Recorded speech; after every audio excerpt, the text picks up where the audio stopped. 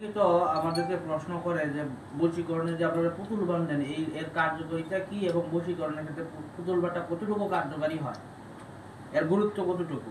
আসলে পুতুল বান কিভাবে কাজ করে এটাকে জানতে হবে। পুতুল বান মূলত একটা আধ্যাত্মিক জগতের জিনিস, যা আমি আপনাদেরকে বুঝাতে পারবো না। যেমন বিদ্যুৎ দেখা যায় না, আপনি একটা বিদ্যুতের তার ধরে দেখেন, কারেন্টের তার ধরে দেখেন বিদ্যুতের অস্তিত্ব আছে কিনা। তেমনি এই আধ্যাত্মিকতা ঠিক এরকমই। এই পুতুল বানটা সাজাতে গেলে হয় ব্যক্তির নখ লাগে, মানে হাতের নখ, নতুবা চুল, ব্যবহার করা কাপড়, এগুলো কিছু না পাওয়া যায় তাহলে ছবি লাগবে, ওই ব্যক্তির ছবি দিয়ে পুতুলটা সাজাতে হয় বিভিন্ন পদ্ধতি অবলম্বন করে। সাজানোর পর এই পুতুলটাকে জাগ্রত করতে হয়। জাগ্রত না করলে সে পুতুল কাজ করবে না। জাগ্রত করার পরে সর্বপ্রথম পুতুলটাকে সিদ্ধি করে নিবে, সিদ্ধি করার পর পুতুলটাকে জাগ্রত করতে হবে। আর জাগ্রত করার পর এই পুতুলটা কবরে স্থাপন করতে হয় অথবা শ্মশানে। আমরা জানি যে মানুষ মারা যায় কিন্তু মানুষের সঙ্গে যে কারিন জিনটা থাকে এটা মরে না, এটা থেকে যায়। যখন আপনি এই পুতুলটা সিদ্ধ করে জাগ্রত করে কবরে অথবা শ্মশানে যখন স্থাপন করবেন, তখন ওই শ্মশানে যে লাশগুলো পোড়া হয়েছে এদের যে কারিন জিনগুলো আছে, এই কারিন জিনগুলো চালান হয়ে যায় ব্যক্তির নিকট যার উপরে আপনি কাজ করেছেন। চালান হয়ে গিয়ে ওই ব্যক্তির সঙ্গেকার যে কারিন জিন থাকে, ওই ব্যক্তির সাথেও কারিন জিন আছে, প্রত্যেকটা লোকের সাথে তো কারিন জিন আছে, তখন ওই ব্যক্তির কারিন জিনটাকে বশ্যতা স্বীকার করাইয়া যে ব্যক্তি কাজ করে নিচ্ছে তার কারিন জিনের সাথে মিল তৈরি করে দেয়। যখন ওই দুইজনের কারিন জিন যখন মিলিত হয়ে যায় তখন ব্যক্তিগুলো আপনা আপনি মিলিত হয়ে যায়, তখন দুইজনের মধ্যে মিল মহব্বত তৈরি হয়। মূলত পুতুল বানগুলো এইভাবেই কাজ করে। আর একটা হাদিস আপনাদেরকে শোনাই। হাজ্জাজ বিন ইউসুফ এক সময় তার সামনে একজন ব্যক্তিকে উপস্থিত করা হলো, সে ব্যক্তি ছিল জাদুকর। আসলে ব্যক্তিকে জিজ্ঞেস করা হলো তুমি কি জাদুকর? তখন ওই ব্যক্তি বলল না আমি জাদুকর নই। তখন সে বলল আচ্ছা, হাজ্জাজ বিন ইউসুফ কিছু কঙ্কর নিল, অর্থাৎ পাথর, নুড়ি পাথর হাতের মধ্যে নিয়ে কঙ্করগুলো গণলো। গণার পরে ওই ব্যক্তিকে জিজ্ঞাসা করলো আচ্ছা বলো তো আমার হাতের মধ্যে কয়টি কঙ্কর আছে? তখন ওই ব্যক্তি বললো যে আপনার হাতের মধ্যে এই কয়টি কঙ্কর আছে বা এই কয়টি পাথরের দানা আছে। তারপরে তিনি আবার এক মুঠো কঙ্কর নিলেন, নিয়ে বললো যে আচ্ছা বলো তো দেখি এর মধ্যে কয়টি কঙ্কর আছে? তখন ওই ব্যক্তি বললো যে না আমি বলতে পারবো না এর মধ্যে কয়টি কঙ্কর আছে বা কয়টি পাথরের টুকরা আছে। তখন হাজ্জাজ বিন ইউসুফ জিজ্ঞাসা করলো যে তুমি এর আগেরটা বললা, বসো, তুমি এর আগেরটা বললা কিন্তু এটা বলতে পারলে না কেন? পরে আসলে আপনি প্রথমবার যখন কঙ্করগুলো নিয়ে গণনা করছিলেন তখন আপনার সঙ্গে যে কারিন জিন আছে ওই কারিন জিনও আপনার সঙ্গে গণনা করছে, এবং গণনা করে আপনার ওই কারিন জিন আমার কারিন জিনকে বলে দিয়েছে যে এই কটা কঙ্কর আছে বা এই কটা কি পাথরের দানা আছে।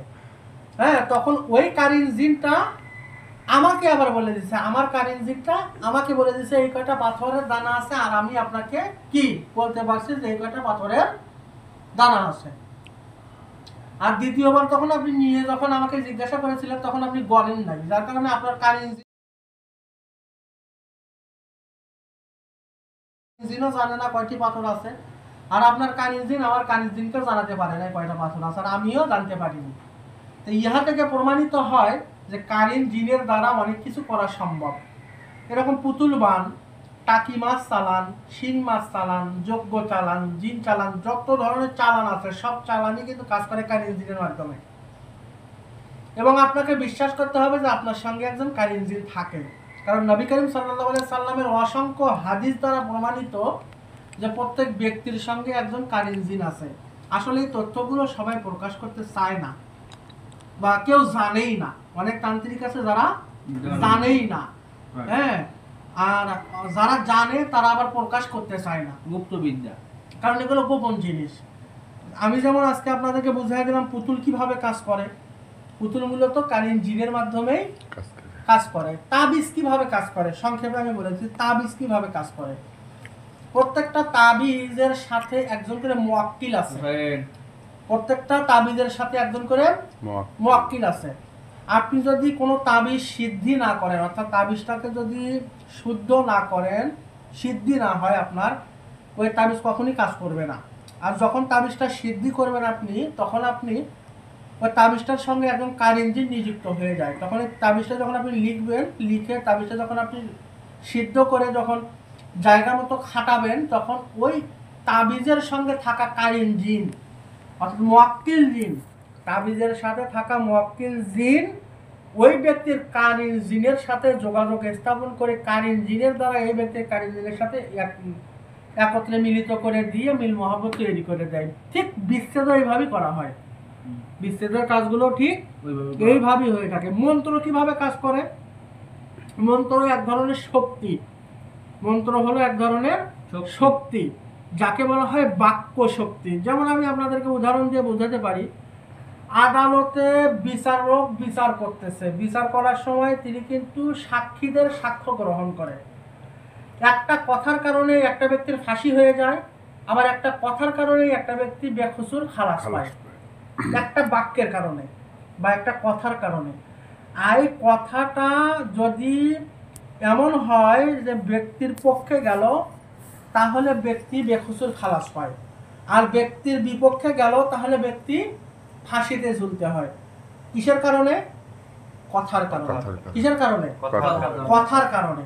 ঠিক তেমনি মন্ত্র এইরকম একটা শক্তি, যে শক্তির দ্বারা অনেক কিছু করা সম্ভব। যেমন আমরা মন্ত্রের মধ্যে বিভিন্ন সময় বিভিন্ন দোহাই দিয়ে থাকি, বিভিন্ন সময় বিভিন্ন নামের বিভিন্ন ব্যক্তির দোহাই দিয়ে থাকি।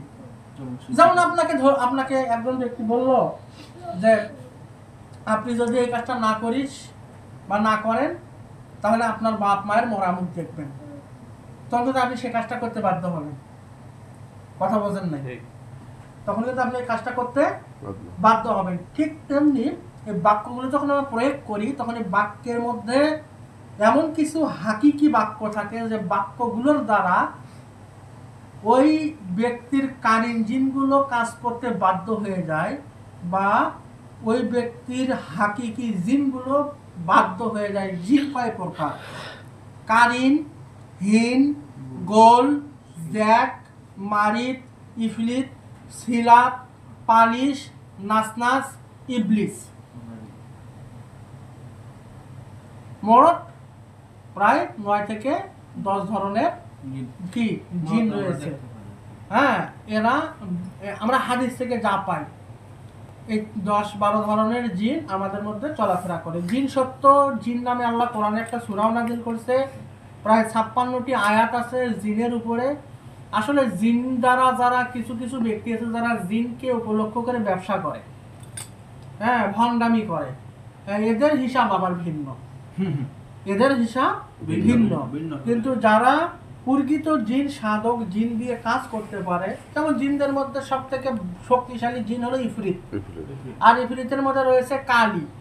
ইফরিতের মধ্যে সব থেকে শক্তিশালী হলো কালী জিন। কালী জিন সব থেকে শক্তিশালী জিন। আমাদের দেশে আমি এমনও কবিরাজের নাম শুনছি যিনি নাকি ফেরেশতা হাজির করে। কি ফেরেশতা হাজির করে? আসলে এটা আদৌ কখনো সম্ভব নয়, কারণ মানুষ কখনো ফেরেশতা হাজির করতে পারবে না। হ্যাঁ, সে যদি বলতো আমি জিন হাজির করি তাহলে মেনে নেওয়া যেত। একজন আমাকে বললো যে ওস্তাদ আমি দেখলাম যে ওই ব্যক্তি ফেরেশতা হাজির করে কথা বলানো ইত্যাদি ইত্যাদি। আমি বললাম যে বাবা, আসলে ও যদি কিছু হাজির করায় থাকে তাহলে সেটা জিন ছিল, সেটা জিন হাজির করাইয়া কথা বলাইছে, কিন্তু তোমাদেরকে বুঝাইছে যে সে ফেরেশতা হাজির করাইছে। আদৌ মানুষ কখনো ফেরেশতা হাজির করতে পারবে না। তবে জিনকে মানুষ বশ্যতা স্বীকার করাতে পারে, জিনকে মানুষ বসে আনতে পারে, জিনকে বসে আনা সম্ভব, জিনকে আয়ত্তে করা সম্ভব, জিনের দ্বারা কাজ করানো সম্ভব, হ্যাঁ, মানুষের দ্বারা সম্ভব। আপনাদেরকে বলি একটা কথা, হাতি এত বড় একটা প্রাণী, হাতি এত বড় একটা প্রাণী, ১০০ থেকে ১৫০ জন মানুষকে একত্রে করলে একটা হাতির সমান হবে না। হাতি এত বড় একটা প্রাণীকেও কিন্তু মানুষ আয়ত্ত করতে পারে। এত বড় একটা প্রাণীকে যদি মানুষ আয়ত্ত করতে পারে, যে জিনকে আয়ত্ত করতে পারবে না এমনটা নয়।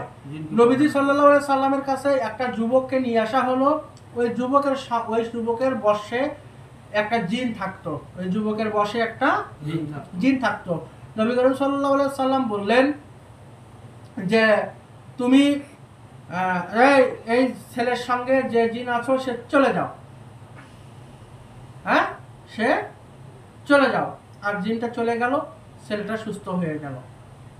আমরা দেখে থাকি অনেক সময় আমাদের মধ্যে অনেক ব্যক্তি দেখবেন যে যারা আপেল, কমলা, আঙ্গুর ফল, কিশমিশ, বাদাম, খেজুর বিভিন্ন কিছু হুট করে নিয়ে এসে খাওয়ায় মানুষকে।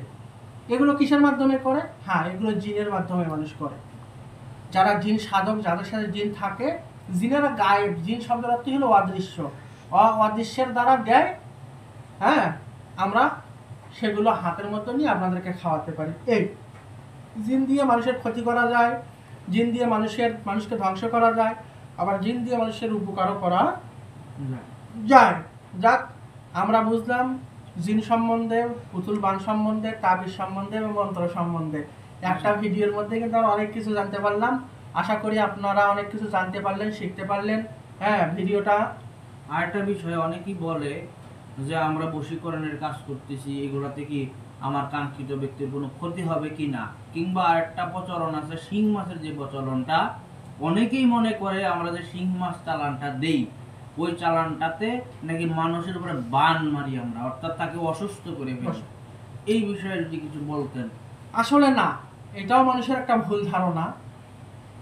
বান এক জিনিস, বান এক জিনিস। বান মানে কি?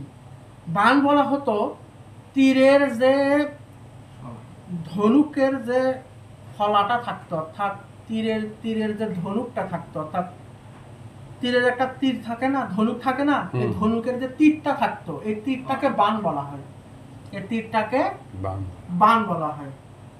এটা সত্য যুগে অনেক প্রচলন ছিল। বর্তমানে বান এমন এক জিনিস যা মানুষকে নিমিষেই ধ্বংস করে দেয়, উঁচু থেকে নিচে নামায়, ব্যবসা বাণিজ্যে ক্ষতি করে বিভিন্ন ধরনের। যাই হোক, প্রশ্ন করা হয়েছে যে শিং মাছ চালান। আসলে শিং মাছ দ্বারা মানুষের ক্ষতি করা সম্ভব। শিং মাছের গলায় তাবিজ করে, ওই তাবিজটাকে পাতিলের মধ্যে করে, ওই পাতিলটা আবার কবরের মধ্যে পুঁতে রাখতে হয়। হ্যাঁ, এগুলোর অনেক পদ্ধতি রয়েছে।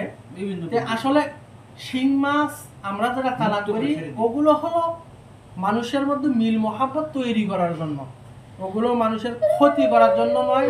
বা ওই কাজ করলে আপনি যার উপর কাজ করলেন সেই ব্যক্তি ক্ষতিগ্রস্ত হবে এমনটাও নয়। যখন আপনি ক্ষতির জন্য করবেন তখন ক্ষতি হবে, যখন আপনি মিল মহাব্বত তৈরি করার জন্য করবেন তখন ক্ষতির কোনো আশঙ্কা একেবারেই নাই। আর কোনো প্রশ্ন? না, আপাতত আজকের মতো এই পর্যন্ত। যাক, যদি আপনাদের যদি কোনো প্রশ্ন থাকে কমেন্টের মাধ্যমে জানাবেন, আমরা উত্তর দেওয়ার চেষ্টা করব। ভিডিওটা বেশি বেশি করে শেয়ার করে দিবেন, অন্যদেরকে জানার সুযোগ করে দিবেন। হ্যাঁ, আল্লাহ আমাদের সবাইকে ভালো রাখুক, সুস্থ রাখুক। হ্যাঁ, জিন শয়তান, মানুষ শয়তান এবং জাদুর হাত থেকে আমাদের সবাইকে আল্লাহ রক্ষা করুক। হ্যাঁ, এই বলে আজকের মধ্যে এখানে বিদায় নিচ্ছি। আসলে মূলত পক্ষে এই কাজগুলো অনেকে বলে আমরা হুজুররা নাকি পারি না, আমরা হুজুররা নাকি পারি না, যার কারণে মাঝে মধ্যে আমি দেখাই টিকটকে, ইউটিউবে, ফেসবুকে আপনাদেরকে দেখানোর জন্য আমি কাজ মাঝে মধ্যে করে থাকি যে আমরাও পারি। হুজুররা পারে না এমন কোনো কাজ নাই, হুজুররা সবই পারে কিন্তু করে না। হুজুররা সবই পারে কিন্তু করে না। আল্লাহ আমাদের সবাইকে বোঝার তৌফিক দান করুক, আমিন। সুবহানাকা আল্লাহুম্মা ওয়া বিহামদিকা আশহাদু আল্লা ইলাহা ইল্লা আনতা আস্তাগফিরুকা ওয়া আতুবু ইলাইক। ওয়া আখিরু দাওয়ানা আলহামদুলিল্লাহি রাব্বিল আলামিন। আসসালামু আলাইকুম ওয়া রাহমাতুল্লাহি তাআলা ওয়া বারাকাতুহু।